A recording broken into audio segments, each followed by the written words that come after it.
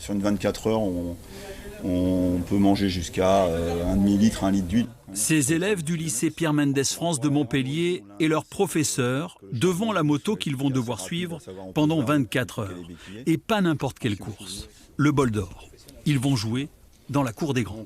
Mais j'ai jamais vécu ça, même participer à une course d'endurance, jamais. Juste vu à la télé et là, être en plein dedans, ça va être quelque chose d'extraordinaire. Déjà c'est du travail, après ça a été des occasions.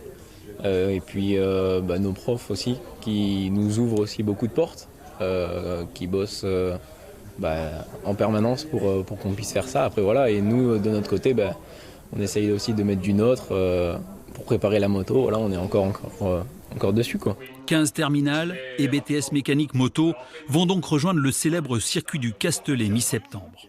Un projet porté depuis de longues années par 5 professeurs passionnés. Un investissement couronné par une première mondiale. La moto du Team FMR 34 va rouler avec un biocarburant certifié 100% durable, fourni par un grand groupe français. Cette première mondiale va permettre à nos élèves, permet à l'établissement de se rapprocher à travers la compétition de dimension internationale de ce qui se fait de mieux. Une dimension laborantine, une dimension d'excellence dont l'enseignement professionnel mérite. Produit uniquement avec des déchets agricoles, du mou de raisin français, ce carburant émet 65% de CO2 en moins qu'un carburant classique lors de son cycle de vie. La moto aux couleurs du lycée Pierre Mendès France est un laboratoire. On mène une grande étude sur 3 véhicules différents.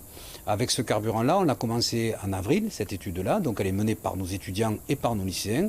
Et puis les résultats seront communiqués, feront l'objet d'une publication qui intéresse évidemment pas mal de monde et en premier lieu, bien le fournisseur. Cette première mondiale, lors du 100e bol d'or, est une consécration pour ce lycée pro. Sachant que le projet est unique, on va être regardé effectivement et par les autres teams et par le public certainement un peu plus. Ouais.